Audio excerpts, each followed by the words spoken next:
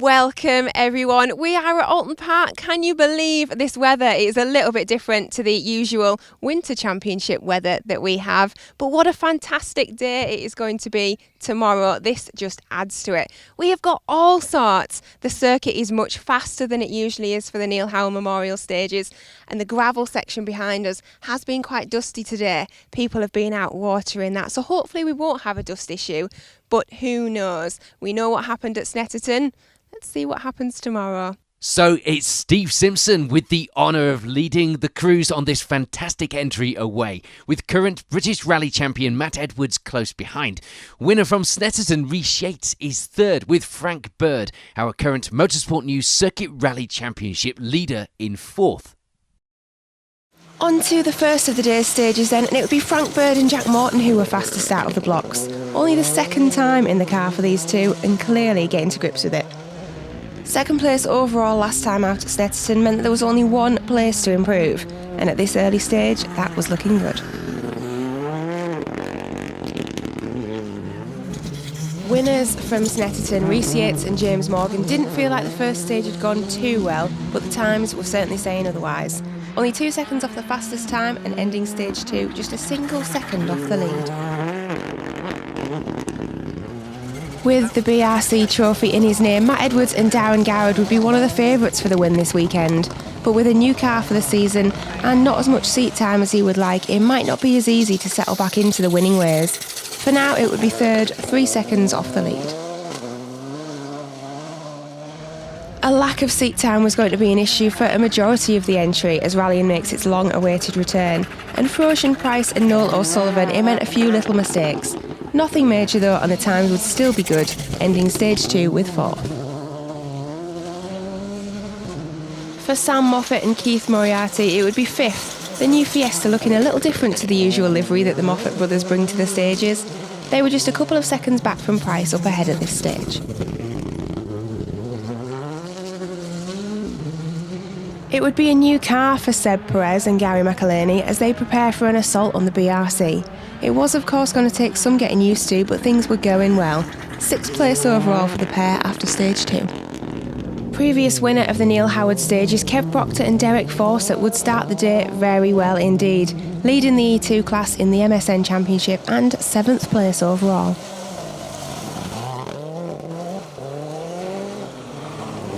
For Desi Henry and Dale Furness, it would be 8th place to end the morning stages. Their time on stage 2 definitely had improved, but so had everyone else's.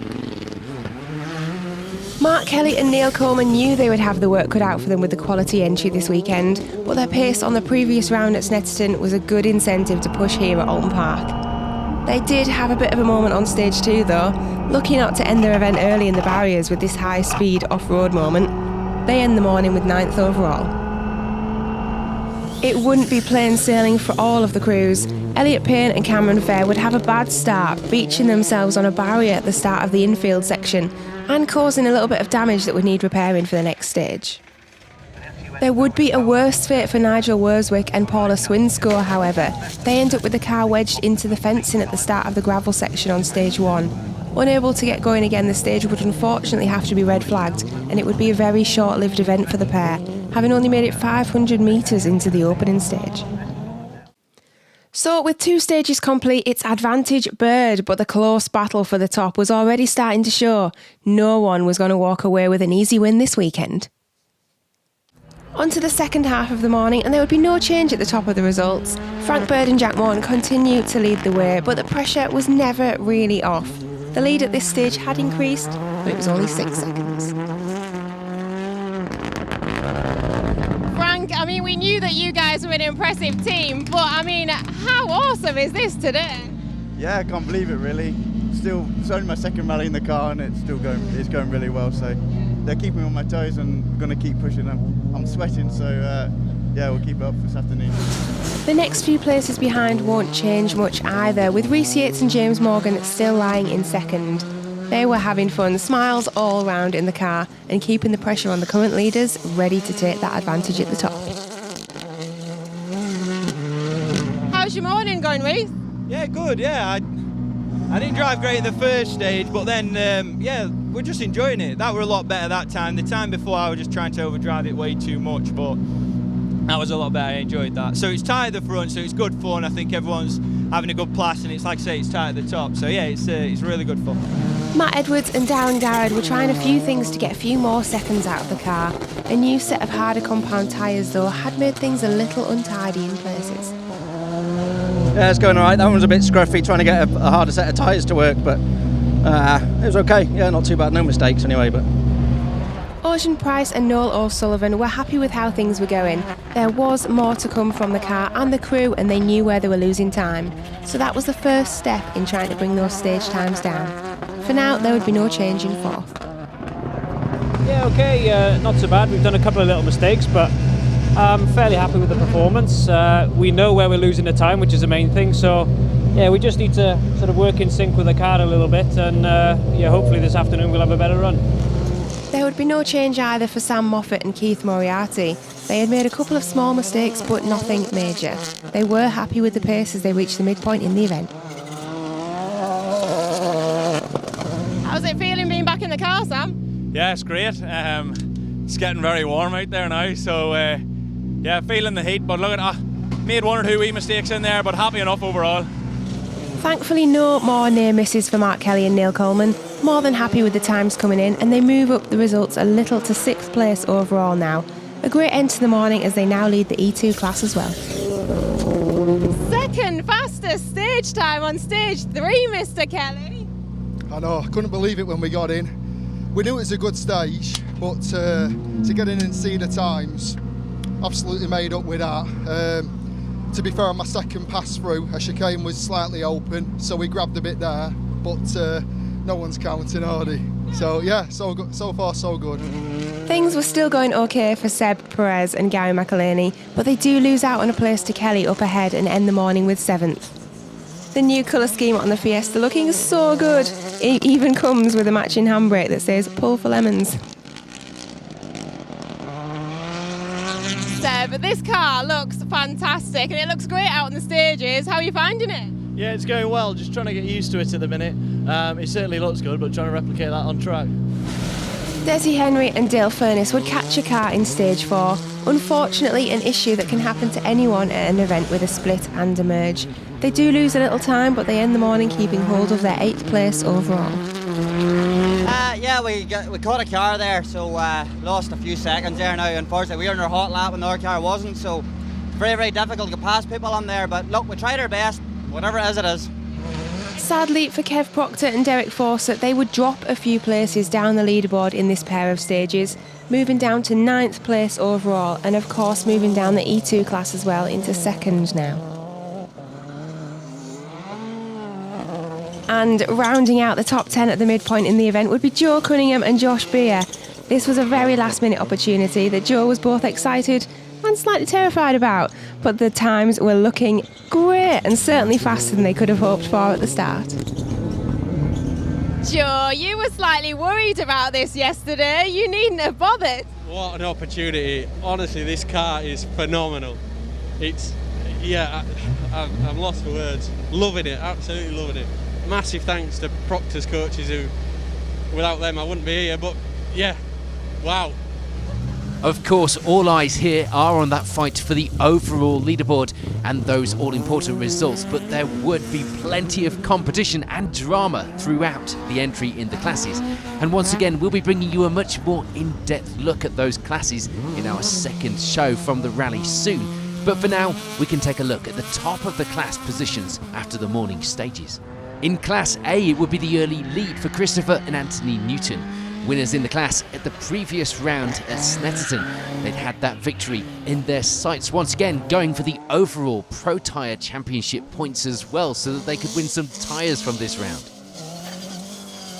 Their closest rivals in the class would be some way back on the times. James Hardy and Nick Wilkins taking second place at this stage, but not in a position to threaten for the class lead at this point. In Class B, it would be Chris Rook and Steve Harris leading the way. The pair were showing some good pace once again, leading the way by a small margin though of 6 seconds. That lead would be over this man, Zach Hughes. Ian Beaumont alongside in the Twingo, pushing hard right from the start and throwing the car around the stages. Fair to say that Zach is more used to the gravel.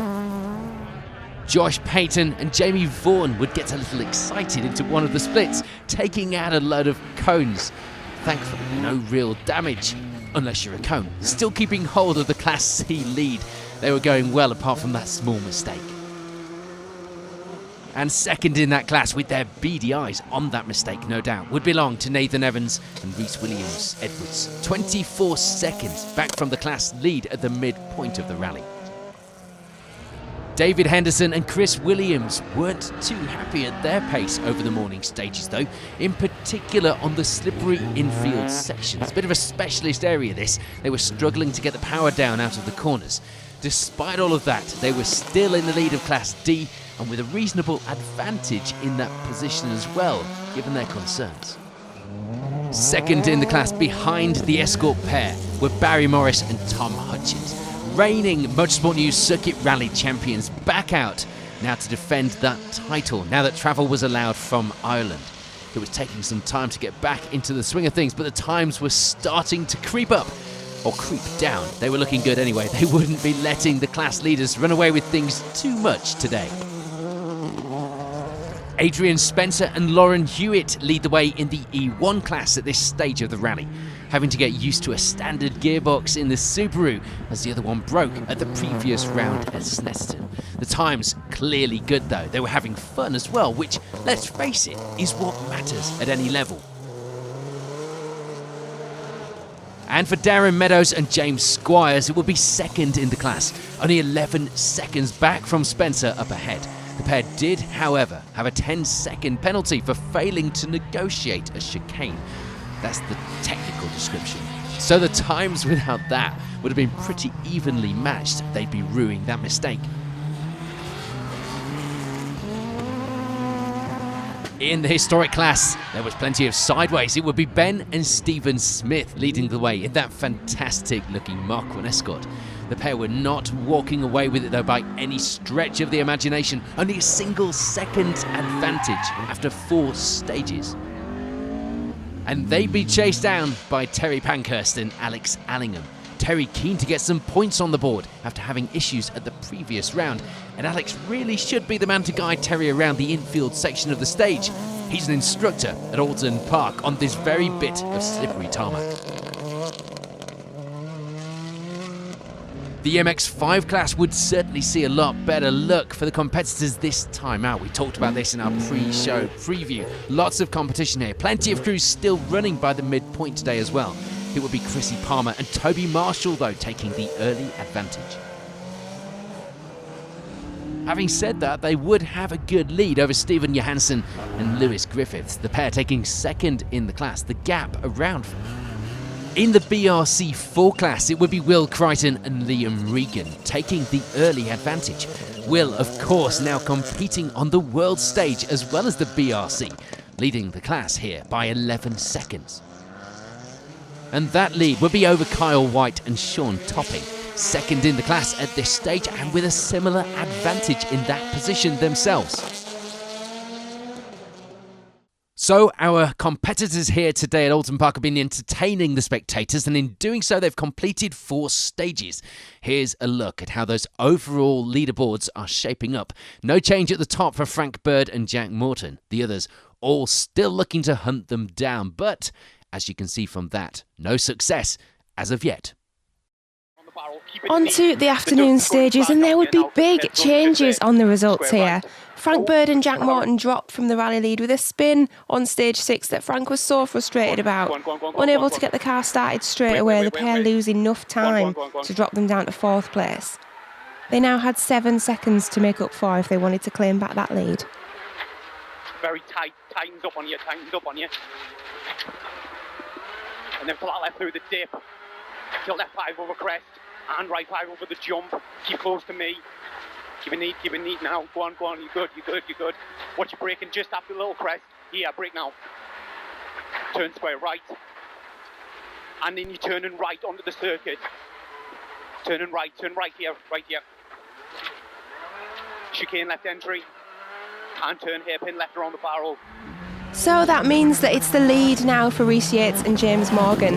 They were putting in 5th and 6th fastest stage times though, so they were going to have to keep pushing if they wanted to hold on to that lead for the final 2 stages. Sam Moffat and Keith Moriarty enjoy a move the right way on the results as they make it up as far as 2nd place now. And with just a single second to the rally leaders too, that fight for the win was going to be very close going into the final pair of stages. Ocean Price and Noel O'Sullivan were another pair to benefit from the movement at the top of the results, putting in a 2nd fastest stage time on stage 6 as well to move up to 3rd place overall at this stage.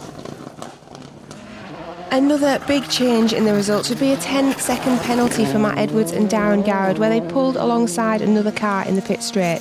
This meant that they dropped from what should have been 3rd place to 5th, leaving them with a bigger challenge to overcome in the final pair of stages. There wouldn't be any change for Mark Kelly and Neil Coleman though. They continue to hold on to the 6th place overall and lead the way in the E2 class as well. 7th fastest stage time consistently over these 2 stages. A slower time on stage 5 for Seb Perez would free up some room for a change in the lower half of the top 10 too, with Desi Henry and Dale Furness stepping up a place into 7th. With a push on the final stages, 6th place may also be possible. Kev Proctor and Derek Fawcett move back up a place too into 8th place now, and with a 3rd fastest stage time on stage 6 as well. These changes in the results, along with some fantastic stage times, would see James Yates and Tom Woodburn move into the top 10 overall in 9th place now. The pair had even got fastest stage time overall in stage 3 earlier in the day. And still living the dream and rounding out the top 10 with Joe Cunningham and Josh Beer in the Proctor's Fiesta, looking so good for that top 10 finish in their debut in the car. So before we move on to those final stages in the event, here's a quick recap of the results here at the Neil Howard stages. All change at the top, leaving Frank Bird now in a chasing position, but the result could still go a number of ways, and it's certainly not over yet. We're into the final stages of this dramatic rally then, and before Sam takes a look at the overall results for us, here's a look at how those class battles were decided. In BRC 4, there would be no change. Kyle White and Sean Topping taking 2nd place in the class, keeping that pace going right to the finish. The gap at the end of the event, there was only 11 seconds. Will Crichton and Liam Regan keeping hold of that class lead to take victory at the opening round of the BRC. There's no change in the MX5 class either. Stephen Johansson and Lewis Griffiths keeping hold of that position to end the event 2nd in class. With that all-important class win going to Chrissy Palmer and Toby Marshall, a good advantage by the finish of the rally meant that it would only have been a major issue that could have possibly denied them this win. There's frustration despite a valiant effort for Terry Pankhurst and Alex Allingham. There'd been nothing they could do to take the Class H victory. They put the pressure on through to the finish though, ending the rally only 11 seconds behind our class winners. So of course, taking that class win would be Ben and Stephen Smith in their Mark 1 Escort. Some great driving out there today, putting on a show for the spectators and the cameras as well. In the E1 class, it will be 2nd place to end the rally for Darren Meadows and James Squires, the pair ending the event around a minute behind the leaders. And taking that E1 class victory would be this man, Adrian Spencer, Lauren Hewitt alongside. Despite having a standard gearbox in the car, it held out perfectly and didn't seem to hold them back either. They take class victory here at Adrian's home event in the championship. In Class D, Barry Morris and Tom Hutchings didn't quite get back on the pace that they would have wanted to be on, or the pace which won them the championship last time out, of course, ending the rally 2nd in the class, but it wasn't a bad result at all. 12 other crews in the class behind them, hotly contested then, but taking the win in the class once again, not perturbed by having our defending champions chasing them down, with David Henderson and Chris Williams. Another great class result, as well as setting a fastest time overall on the final stage of the day, ending with 17th place. In Class C, it would be 2nd place for Nathan Evans and Rhys Williams-Edwards. They end the rally with a minute to our leaders, but best of the rest in such a competitive class this weekend was not to be sniffed at. And that, of course, means there'd be no change for Josh Payton and Jamie Vaughan keeping hold of the class lead to the finish and turning it into a victory with some more points to add to their tally, pushing them up those overall championship standings as well as the class after this round. Class B would see a bit of change though. We see Danny Davies and Liam McCann step up to take second in the class by the end of the rally. And for our previous second placed, Zach Hughes and Ian Beaumont, it would be a step up to the class victory, taking that position with a 33-second advantage in that little Twingo by the finish. There was nothing a hard-charging James Hardy and Nick Wilkins could do to create any change in the standings in Class A. They continue, though, to hold on to second in the class to the finish. But that means the dominance continues. It will be class victory for Christopher and Anthony Newton. They add some more points to the class and the Pro Tyre Championship campaigns for this season with that result. On to the final top 10 results now, and the stage times for Seb Perez and Gary McElhaney would be just enough to put them in 10th place overall at the finish. Kev Proctor and Derek Fawcett would unfortunately slip back down a place to 9th in the final stages. Still a really great result though, and some good championship points too. That move would be at the expense of this pair. James Yates and Tom Woodburn, another top 3 stage time in the final loop of stage, would boost them up to 8th place overall. A great end with very limited time out in the car. It would be a fantastic end to the event for Joe Cunningham and Josh Beer. The last minute deal to drive the car certainly paying off, taking 7th place overall and 2nd in the MSN Championship battle here at Oulton Park. Desi Henry and Dale Furness managed to make it one more place higher on the results to the final stages, ending the event with 6th place overall. A really great result for Mark Kelly and Neil Coleman means they take the top spot in the MSN Championship results, as well as 5th place on the overall results. The times had been so good throughout the event, setting second fastest stage times, only 20 seconds off the pace of the rally winners after 8 stages. Sadly though, for Matt Edwards and Darren Gara, there would be nothing they could do to claw back that 10-second penalty. They end the event with 4th place overall to open their BRC campaign. On to the podium places then, and Frank Bird and Jack Morton would just about manage to take back 3rd place in the final stages. Sadly, however, they would be excluded from the event when the Czechs found the car to be underweight. So that meant that Ocean Price and Noel O'Sullivan would keep hold of 3rd place at the finish, a great result here on the Neil Howard and a great start to their season as well. And the battle for the win didn't stop until the final stages too, with Rhys Yates and James Morgan just missing out on the victory in the end, having to settle for 2nd place this time round, dropping a few seconds in the 7th stage of the day and unfortunately unable to get that back in the final stage. So that of course means that it's a win for Sam Moffat and Keith Moriarty. They take victory by just a single second here at the Neil Howard stages. A good, clean run in the new car, giving them the best start to their season. So Sam is now heading to chat to the crews. While she does that, here's a look at the final results at the end of the Neil Howard stages.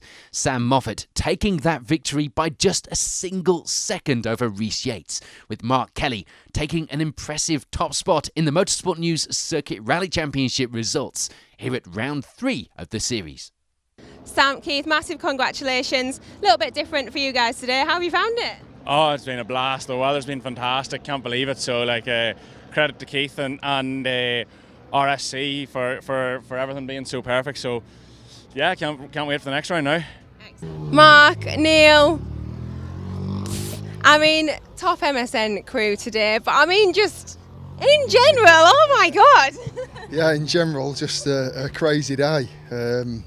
It's just been such a good rally to be part of, and to be kind of in this company as well. We've loved it, and I don't know what I expected at the start of the rally. I think if we could have finished where we were seeded, that would have been a good result. So I think we've ended up 6th and first MSN. Yeah, absolutely delighted and really enjoyed it. Good. I mean, you can tell you're absolutely shattered now, and I'm not surprised because you've definitely put the work in today. But yeah, I mean, those stage times that you guys were setting, I mean, you were beating the likes of like Frank and Reese on some of them. That is unbelievable, isn't it? Yeah, we had a bit of a slow start earlier on. We were the gravel on stage 1 and 2. We just not have got the experience on gravel, so we were losing time on the gravel on stages 1 and 2. But when it came onto circuit without the gravel, we were matching them time for time, and then so we got a bit more aggressive this afternoon on the gravel, and it was like, yeah, we'd have a go. But yeah, some of the times were brilliant. It's been fantastic, to be fair. It's been a bit hot, but it's been fantastic. Josh, I don't even know what to say about your day today. You've been setting faster stage times and all sorts, and you've barely driven it.